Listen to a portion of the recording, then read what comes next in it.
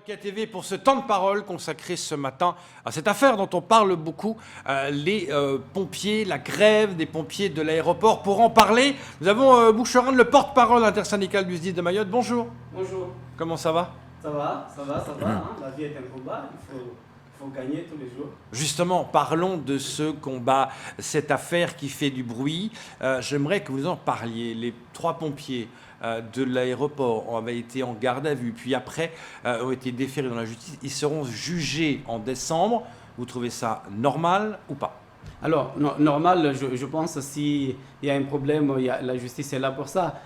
Normal, je dirais non, tout simplement parce que il est clair que depuis 2 ans, les pompiers de l'aéroport n'ont jamais cessé de revendiquer des meilleures conditions de travail à l'aéroport. Ce que je déplore, moi, dans ce pays, c'est le fait que quand il y a un souci, on laisse pourrir la situation pour qu'à un moment donné, on puisse indexer justement le petit pour dire c'est lui le fautif. Il est clair que si à l'aéroport et sur le département, il y a des responsables, et quand on entend le cri des pompiers pour dire qu'il nous faut des meilleures conditions de travail à l'aéroport, il nous faut de la sécurité au niveau des passagers sur les avions, il est clair que c'est pas du jeu à faire, c'est pas de la négligence qu'on doit faire parce que ça va en tout cas de la sécurité de la population de Mayotte tout simplement et des voyageurs qui veulent venir sur Mayotte. Oui, je dis c'est malheureux à ce qu'on en arrive là. Maintenant, chacun prendra ses responsabilités. Alors, Kolo, quand on voit aujourd'hui à l'aéroport, quand on nous dit en tout cas ce qui s'est passé, selon la direction, qu'aujourd'hui il y aurait eu dégradation et en même temps il y aurait du matériel qui aurait disparu pour empêcher en tout cas le fonctionnement de l'aéroport. Est-ce qu'aujourd'hui, dans la conscience d'un pompier, d'un sapeur-pompier qui comment dire, quelque part a juré de porter secours en tout cas à la population, va retourner prendre ce matériel et le dégrader? Est-ce que finalement on doit croire qui? La direction ou l'enquête? À qui on doit croire aujourd'hui? Je pense que vous êtes témoin en tout cas de ce qui se passe tous les jours ici. Et d'ailleurs, j'en remercie au passage les médias qui tous les jours informent la population de Mayotte de ce qui se passe. Pour répondre à la question, je ne le crois pas moi non plus. Je voudrais tout simplement dire que les pompiers de Mayotte qui sont à l'aéroport sont les pionniers de ce service. Auparavant, il n'existait pas. D'accord? Et nos pompiers qui sont mis à la disposition à l'aéroport sont les pionniers donc de ce service. Quelque part, c'est leur bébé, c'est leur service, c'est le leur. Je vois mal comment est-ce que du jour au lendemain, ils peuvent se lever et de dire nous allons tout dégrader, nous allons tout casser. Je ne le crois pas, très sincèrement. Par contre, ce qui est clair, et là je le dis et redis, c'est qu'à un moment donné, quand on est humain, on est humain, à un moment donné, quand on se rend compte que on vous méprise, quand on se rend compte qu'on s'en fout de vous, quand on se rend compte qu'il y a une lassitude. Il y a une lassitude et ce qui peut éventuellement amener des gens à faire des bêtises. Alors, je ne dis pas qu'ils en ont fait des bêtises. Kamar a parlé tout à l'heure des choses volées. Moi, j'aurais bien aimé que la direction nous dise exactement ce qui a été volé. Nous avons appris, et c'est malheureux encore une fois, que les gendarmes débarquent dans les maisons, dans les habitations des pompiers, fouillent dans toutes ces maisons, mettent même les poubelles par terre, d'accord, soi-disant parce qu'ils sont en train de chercher des talkie-walkie ou des clés de camion. Ils mettent leur enquête.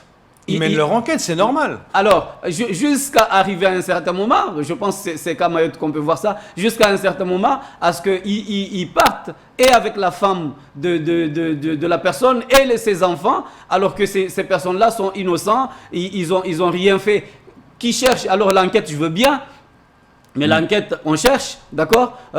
Est-ce que l'enquête doit amener la femme et les enfants de la personne au commissariat alors qu'ils ne sont pas rien, ils ne sont pas au courant de ce qui se passe? Je ne le sais pas. Après, c'est à la justice de faire ce boulot. Mais moi, ce qui m'importe, c'est que je voudrais vous dire, en tout cas sur ce plateau, nous avons remarqué tout simplement qu'on essaye de trouver la puce aux pompiers. Parce qu'il est clair qu'au moment où l'on part, et ces clés, et cet alcool qui sont à l'aéroport, ils n'ont jamais quitté l'aéroport, ils ont été là-bas. Donc encore une fois, ce sont des mensonges mais on Non, mais il y a essaie quand de même un trouver... souci. Il y a quand même un souci pour qu'un avion soit détourné. C'est pas un hasard. C'est pas non plus.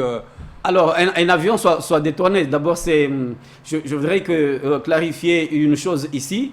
La grève est un droit pour tout employé. D'accord? Ok. Et quand on dépose un préavis de grève, c'est aux autorités, en tout cas à la direction, de voir quelles sont les mesures qu'ils mettent en place pour pouvoir assurer une sécurité. Et surtout, quand on parle de l'aéroport, on ne peut pas avoir un préavis une semaine avant et dire le jour J, ouais, on est obligé de détourner un avion. Ça veut dire qu'on n'a pas été responsable. Oui, mais enfin, ce qui a été expliqué, c'est de dire parce que les camions n'ont pas pu démarrer, donc il y a eu un problème. Alors- c'est pas la grève, ok, mais il y avait quand même un service minimum qui était assuré. Je voudrais bien comment est-ce que ce service a été assuré. Justement, quand un service minimum est assuré, ça veut dire qu'il y a des bonhommes qui sont sur place, des bonhommes qui se rendent compte en tout cas de leur état de matériel. Je dis tout de suite, si vous me dites oui, il y a eu des sabotages et tout ça, je veux bien. Maintenant, pourquoi ça n'a pas été remarqué avant que l'avion arrive sur Mayotte? Pourquoi un jour avant? Parce que l'avion n'a pas décollé à midi pour arriver ici. À midi, vous êtes d'accord avec moi? Il a décollé hier soir pour arriver ici ce matin. De hier jusqu'à aujourd'hui, comment est-ce que vous n'avez pas été capable de dire que l'avion ne doit pas venir sur Mayotte et il doit tout de suite partir sur La Réunion? Parce qu'on n'a pas les meilleures conditions. Cela démontre encore une fois cette faille de la direction de l'aéroport auquel cette direction nie tous les jours. Donc vous mettez en cause la direction de l'aéroport? Je le mettrai toujours en faute parce que, et là encore une fois quand je dis ça, je ne lave pas les collègues pour dire qu'ils sont clean, mais je l'ai dit tout à l'heure d'emblée, à un moment donné, il peut y avoir de lassitude. Moi, je ne sais pas. Je n'étais pas à l'aéroport. Je ne peux pas dire de ce que les gens ont fait ou qui n'ont pas fait. Par contre, ce qui est clair, c'est que je suis témoin, comme vous êtes témoin, que depuis 2018, les pompiers de l'aéroport n'ont pas cessé de revendiquer. Et depuis 2018, il n'y a jamais eu une vraie réponse à ces revendications. Oui, mais là, on est allé loin. Je suis d'accord qu'il y a quand même un pas qui est franchi. Parce que là, il y a du sabotage qui a quand même été effectué. C'est assez flou. Vous dites la direction, la direction, c'est pas nous. Là, il y a quand même 3 pompiers qui ont été en garde à vue, qui vont être jugés. Ça entache les pompiers, non? Ah oui, je vais te dire, j'ai un vieux chez moi qui dit toujours le grand poisson mange le petit poisson. Ces pompiers-là, ce sont des petits poissons. Et il y a des monstres dans la mer qui vont les manger. C'est la raison pour laquelle ils sont envoyés à la justice. Justement, on pointe de doigt la faute des pompiers, mais on n'a jamais pointé de doigt cette direction qui n'a jamais su donner une réponse pérenne à ces pompiers qui revendiquent depuis tout ce temps. Mais le souci, c'est que la direction a dit, si jamais il s'avère que les pompiers sont coupables, on arrête toute discussion. Donc il y a vraiment un danger là, pour vous également, par rapport aux discussions qui sont en cours, je vous le rappelle, par rapport à votre grève. Non. Il faut dissocier deux choses. À l'aéroport, en tout cas depuis le début de ce mouvement, il n'y a pas eu même une seule tentative de discussion. Il n'y en a pas eu. Je suis désolé, mais il n'y en a pas eu. Je trouve ça scandaleux d'ailleurs, parce que quand on s'appelle responsable, à un moment donné... Ils ont quand même prolongé le contrat. Le contrat s'arrêtait au 31 décembre, et ça a été indiqué qu'ils ont prolongé. Alors, si vous me dites que c'est prolongé, montrez-moi et dites à ces responsables justement de vous donner cette convention de prolongation qui va au-delà du 31 décembre. Jusqu'à preuve de contraire. J'ai discuté avec la présidente du SDIS il y a peut-être 3 à 4 jours avant que les collègues soient pris en garde à vue. D'accord? Je lui ai demandé à ce qu'on sache exactement d'ici la fin de l'année de quelle sauce seront mangés nos collègues de l'aéroport. Elle m'a répondu très clairement en me disant EDIS, qui est donc l'aéroport, ne veut plus des pompiers de Mayotte, donc nous allons arrêter, le contrat il est ici, nous allons arrêter au 31 décembre. Donc jusqu'à 3 jours avant avant la garde à vue des collègues, ce qui a été signé, ben c'est l'arrêt de ce contrat. Alors qu'on ne vienne pas encore berner la population de Mayotte pour dire on avait cette volonté d'aller au-delà du 31 décembre. C'est des mensonges encore une fois. Donc ça veut dire aujourd'hui, Bouchourani, que aujourd'hui avec ce bébé, vous le disiez justement, les pompiers de Mayotte qui étaient fiers en tout cas d'avoir ce service au sein de l'aéroport, ça veut dire que c'est le début de la fin? Possible, c'est le début de la fin. Après, c'est pas moi qui tiens les rênes, en tout cas, de ces chartes, de ces conventions. Il est clair que je vais vous dire une chose. Les pompiers qui revendiquaient pendant tout ce temps que... Parce que, encore une fois, il faut le dire, il faut qu'il y ait des gens connaisseurs de ce qu'ils font à l'aéroport. Les camions des pompiers, c'est pas n'importe qui, parce qu'on est conducteur poids lourd, qu'on peut les conduire, il y a des choses auxquelles il faut les connaître. Donc, aujourd'hui, ce qui est clair, c'est que EDIS, l'aéroport, a pris certains pompiers volontaires de chez nous. C'est une très bonne chose, parce que ça fait du personnel à moins au chômage. Il les amène chez lui, qui les coûteront certainement moins cher. Et pour pouvoir se laver les mains, s'en débarrasser, il va falloir qu'il fasse partir ces professionnels, d'accord ? Parce que de toute façon, au niveau de rentabilité, on va dire comme ça, les volontaires ont les connaissances de ce que les professionnels savent. Maintenant, il faut s'en débarrasser. Ce que je trouve malheureux et scandaleux, c'est le fait de ne pas être honnête et de dire, pour des raisons financières, on préfère que ça soit comme ça au lieu de comme ça. Une question d'un auditeur qui se pose la question, pourquoi les pompiers ne partent-ils pas puisque leurs contrats sont finis et qu'ils n'ont pas de bonnes conditions de travail ? Alors, je vais vous dire, d'abord, le contrat arrive à terme le 31 décembre. Oui. Ils ne peuvent pas partir aujourd'hui. Pourquoi ils ne partiraient pas le 31 décembre? Ils ne pouvaient pas partir hier. Par contre, ce qui est clair, c'est que, encore une fois, c'est malheureux. C'est encore les petits poissons qui sont mangés. Les pompiers qui sont à l'aéroport, ce sont nos pompiers du SDIS. Il va falloir qu'encore une fois, là, qu'il y ait une lumière. Et ces pompiers du SDIS qui sont mis à la disposition à l'aéroport, quand il y a des formations au SDIS, ils sont pénalisés.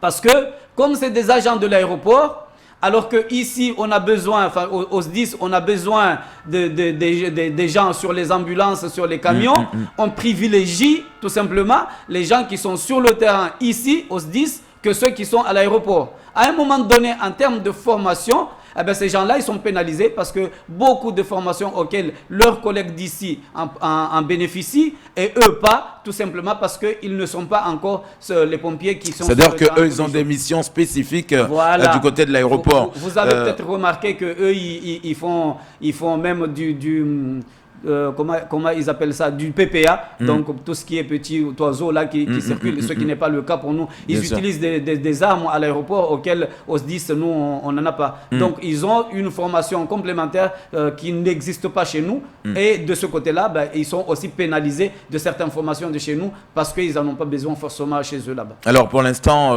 interdiction de quitter le territoire pour les 3 mises en cause, obligation d'aller pointer au commissariat de Mamoudzou.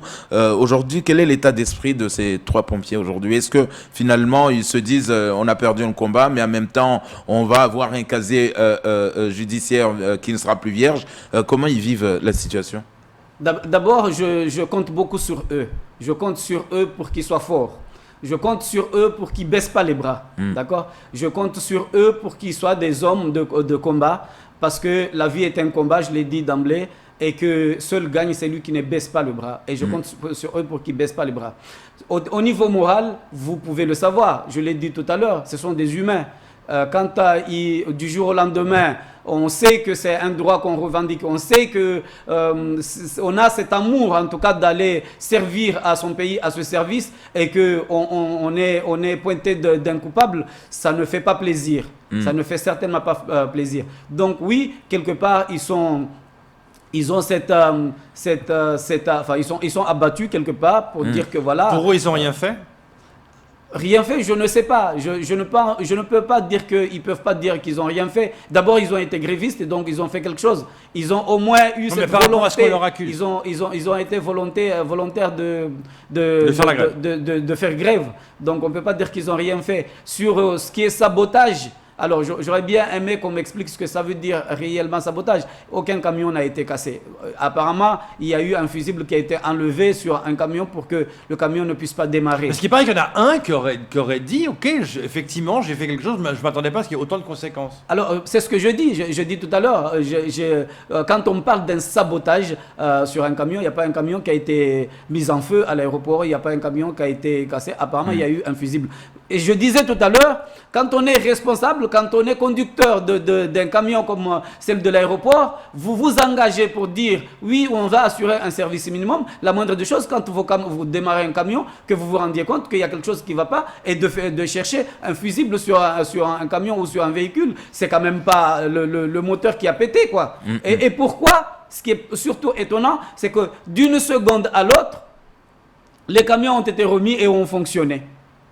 Vous êtes témoin que dès que l'avion est reparti sur la Réunion, quelques heures, 2 heures après, l'avion 2 heures après quand même. Le camion pouvait l'avion pouvait retourner sur Mayotte. Et d'ailleurs, c'est la raison pour laquelle moi je dis, si 2 heures après l'avion pouvait revenir, pourquoi 2 heures avant la solution n'a pas été vue? Je pense tout simplement que c'est ce que je disais tout à l'heure. Et là encore une fois, je ne donne pas raison à celui qui peut faire des bêtises, mais je dis encore une fois, c'est malheureux à ce que chaque jour, on essaie de trouver la puce aux petits. Alors pour finir, bien évidemment, Bouchrani, aujourd'hui, ce qu'on peut retenir en tout cas de ce qui se passe aujourd'hui à l'aéroport, c'est que si demain la présidente décide qu'on arrête le contrat avec EDIS à l'aéroport, donc ça veut dire qu'aujourd'hui, la fierté que Mayotte avait d'avoir des jeunes sapeurs-pompiers professionnels à l'aéroport, l'histoire est finie. L'histoire sera finie. Ce qui est clair, c'est que ce sont nos pompiers. Nous allons en tout cas les accueillir bras ouverts chez nous, il n'y a pas de souci. D'accord? Mais l'histoire des pompiers à l'aéroport sera éventuellement finie. Après, appartiendront aux responsables de prendre leurs responsabilités et de dire de quelle manière, en tout cas, ils vont faire pour la sécurité de la population de Mayotte. Je souhaiterais, parce que les pompiers de Mayotte le disent assez souvent, je souhaiterais que les médias puissent aller un peu plus près du fonctionnement de l'EDIS et de dire, en termes de sécurité, parce que vous savez que pour qu'un avion puisse atterrir, il y a plusieurs niveaux. Il y a plusieurs niveaux. Et je souhaiterais que vous alliez et que vous voyez sur quel niveau les 777 atterrissent sur Mayotte. Parce que, encore une fois, pour qu'un gros avion, un 777 puisse atterrir, il faut un niveau 9. Ici, avec un niveau 5, un niveau 7, ils le font descendre. Est-ce que la sécurité y est? Je ne le crois pas. Est-ce qu'on le dit? On ne le dit jamais. Pour finir, parce que le temps passe, la grève, elle continue. Pour l'instant, tout est suspendu par rapport à cette décision. Oui, pour l'instant, tout est suspendu. Il nous appartient maintenant de réfléchir et de dire... La grève est maintenue, mais les actions sont suspendues. Ou est-ce que la grève s'arrête ou elle est encore actuelle? Non, elle n'est pas arrêtée. Tant qu'il n'y a pas une vraie discussion, la grève ne peut pas arrêter. Les méthodes ont changé. Okay. Après, il faut qu'on change de méthode de travail et de dire de quelle manière on va travailler. Mais je voudrais juste vous dire que nos collègues, encore une fois, sont pris pour des vaches à lait parce que le jour où ils étaient en procès, ce même jour, ils ont eu de réquisitions pour qu'ils aillent travailler. Donc, il faut quand même pas déconner, quoi. Réponse le 9 décembre prochain. Je vous rappelle que les faits reprochés sont passibles de jusqu'à 5 ans de prison et de 18 000 € d'amende. Merci beaucoup d'être venu ce matin. C'est tout pour ce temps de parole. Merci à vous et merci à toute la population de Mayotte.